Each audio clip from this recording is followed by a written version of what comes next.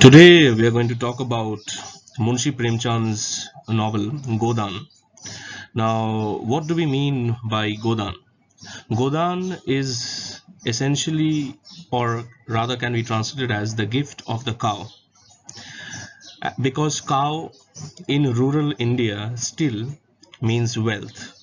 So cow is a commodity, and as we know that a commodity has a use value, and a cow has many uses. It can give you milk, and from milk you can get many products, and it can also be used on the fields of agriculture, and the cow also serves to be an exchange value.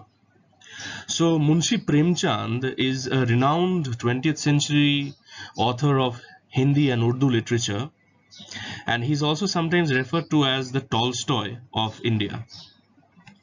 His literary repertoire comprises more than 300 short stories and several novels, where the focus is primarily upon the depiction of the life of the common man. In fact, Premchand is considered to be an important Indian literary figure, for he shaped the novel as a literary genre. He is also referred as the harbinger of progressive writing, which marked a new age in Indian literature. The Australian-born author Jack Lindsay says that it is Premchand's passionate sympathy, his closeness to the suffering of people, and his sense of urgent historical issue, which initiated him into penning realistic portrayal of humanity battling multifarious forms of violence. For instance, his short story entitled Idga describes the marginalized existence of an underprivileged 5-year-old orphan called Hamid. Another story, Vidwa, narrates the suffering of an old and destitute widow named Bhungi, who is forced to lead a miserable life and suffers a tragic death at the instigation of her village's wealthy priest. Premchand's novel Nirmala describes the plight of a young girl married whose parents marry her off to an old widower, for they lack the dowry required to procure a suitable match for their daughter. So, coming on to the novel Godan, we have to understand that Premchand skillfully captures the nuances of violence that have been normalized by patriarchal ideology.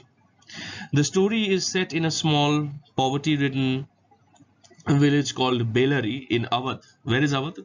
Awadh is in Uttar Pradesh. During pre-independence, Premchand lays bare the misery which is a permanent fixture in the lives of people who belong to the different ends of the social spectrum. A study of the novel reveals the vein of corruption, manipulation, and hypocrisy that lies hidden under the so-called pseudo-idealism. It lays bare the victimization of individuals at the hands of the representatives of powerful, oppressive social institutions. It also shows the peripheral situation of women caught in the traps of poverty, feminine ideals, and humiliating social practices. Moreover, the novel also shows those who are victims of a self-inflicted violence, mainly due to their submission to social practices. In fact, the narrative offers a vivid glimpse of the multifaceted violence that is a part of the lives of the people residing in the villages and small towns of India. A critic named Amaresh Datta says that Godan represents a vibrant and lively portrayal of contemporary Indian life, which reflects the true faces of India's rural and urban milieu. In Harish Trivedi's view, and the text highlights Premchand's recognition of its characters' deep, unresisting, and often thoughtless allegiance to, as well as their uninterrogated internalization of the violence situated in traditional and social values. A study of Godan sheds light on the violence that erupts out of the convergence, you can say, between the feudalistic operations that control the lower castes and the capitalistic relations that define the upper castes. It reveals the violence that underlines the social laws, rules, and norms constructed according to the ideological standpoint of the ruling caste and class. The author focuses on the plight of the poor through his description of everyday life of a peasant named Hori. He is caught between feeding his family with his meager earnings and trying to pay off the numerous debts leveled on him by corrupt officials. In fact, indebtedness is shown to be the primary socio-economic factor behind the victimization of peasants and their families. Premchand discloses that the peasant is at the mercy of not one but several persons who never lose an opportunity to divest the poor man of all he has. Even if you go to the villages today, what will you see?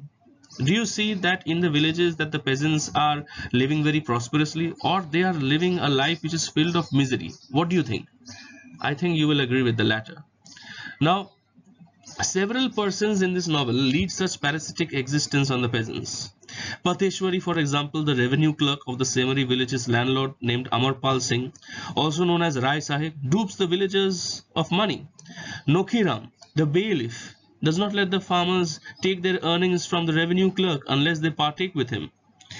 The police inspector appointed at the village does not entertain the peasants' complaints without the offer of a bribe. But the most manipulative of them are the moneylenders who give loans to the poor at such high rates that the latter are forced to pay the debts even while nearing their death. It's such an astonishing condition. It's this plight, that how can we call India to be independent when we see that these peasants are nowhere close to economic independence? I mean, is this an abstract idea? Should we consider independence or freedom to be an abstract idea, or should we understand the material force of it? Independence means something which can guarantee you your economic livelihood. Now, if this the whole Indian social structure is filled with so many viruses, like the virus of illiteracy, the virus of poverty, the virus of economic dependence on other countries, how can we call India a sovereign, socialist, secular, democratic republic? Now, the police inspector appointed at the village does not entertain the peasants' complaints without the offer of a bribe. Just imagine. But the most manipulative of them are, as I said, the moneylenders. Datadin. Who is Datadin? A Brahmin priest. So we cannot forget the caste oppression also over here, because caste, I mean, for you and me it might have absolved, but caste still lurks, and I completely agree that it is a pity. It is a pity that the caste system still is alive in India, and not only alive and kicking. Now, Datadin presides over religious functions that take place in the upper caste families of the village Belari. His religious fanaticism is fueled by the belief that a thorough knowledge of the scriptures, vigorous chanting of prayers, and performance of religious rites absolves an individual from all wrongdoings. For him, the essence of religion lies in mumbling prayers, parroting the holy books, observing fasts, and eating cooked food with their own hands. Moreover, he believes that his birth into a higher caste gives him power to chastise the sick in the mud peasants. Datadin is in fact a con artist who extorts money from illiterate, gullible, and poor lower caste people on the pretext of saving them from the wrath of God. Who is this God? Have you ever seen this God? You will never see God. You will only hear about God from the priests, from the Brahmins, from the Maulavis. Because you see, religion as an institution has always taken up the oppressive structure of the state in minimalizing or neutralizing the voices of the oppressed. For example, a Hindu might believe that I might live happily in my next birth. A Muslim might believe that I will live happily after I die in Jannah. The Christians might believe that I will be saved by my Lord and Savior Jesus Christ. These are all abstract ideas. It has nothing to do with materiality. And in the name of religion, oppression and corruption continues. For instance, Datadin's idea of a peasant's atonement for her or his sins involves providing a feast for the Brahmin community and going on a pilgrimage. This ready-made solution for penitence encourages him to carry on the crime of extorting money. On the other hand, Datadin successfully avoids paying his dues to the village landlord by threatening to commit suicide for the death of a poor Brahmin who would bring misfortune upon everyone. Apart from demanding money from the villagers while conducting religious ceremonies, Datadin employs several other methods in order to extract maximum amount of money from them. He works like a moneylender. So Data Din is one of the representatives of a pre-capitalist economy's symbolic violence. Symbolic violence, according to a theorist named Pierre Bourdieu, is defined as a gentle, covert, socially misrecognized and legitimized form of violence, which is not so much undergone as chosen by individuals. In fact, symbolic violence is the most economical mode of domination that operates through various codes of honor, such as credit, confidence, obligation, personal loyalty, hospitality, gifts, gratitude, piety, etc. The active principle or the essence of this social alchemy includes the wastage of labor, time, care, attention.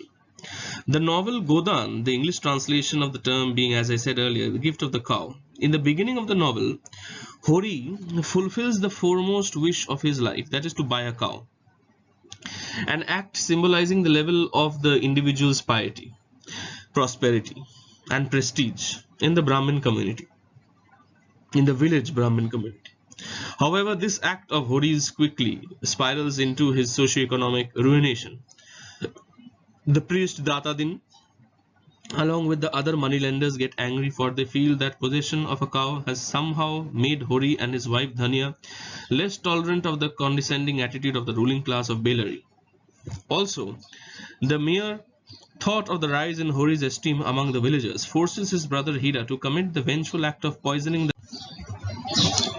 his plight worsens as he is forced to incur more amount of debt in order to plan his elder daughter Sona's marriage with pomp and fare. Sona's prospective bridegroom agrees to marry her without making any demands for dowry. Yet Dhanya defines his offer, for she believes that money comes and goes but prestige lasts. Dhanya's sensitivity towards the maintenance of social prestige make both of them the perpetual victims as well as the perpetrators of symbolic violence. Soon the time comes to find a suitable groom for their second daughter Rupa. However, the drastic deterioration of the economic condition forces Hori to wed his teenage daughter to a man close to his own age. This act shames Hori a great deal, and he cuts himself off socially from others. Towards the end of the novel, a physically frail Hori is shown working ceaselessly in order to pay off his debts and fulfill his cherished dream of buying a cow once again. Ultimately, working long hours in scorching weather results in his falling gravely ill. Despite being on his deathbed, Hori continues to lament over things that never came to fruition. That is, his failed attempt to buy a cow. Dhanya tries to prepare medicinal concoctions to save her husband, but Hira, along with other villagers, put a stop to her efforts and asks her to gift a cow to Datadin as charity. The novel ends with Dhanya requesting Datadin to accept her mere earnings as the equivalent of a cow.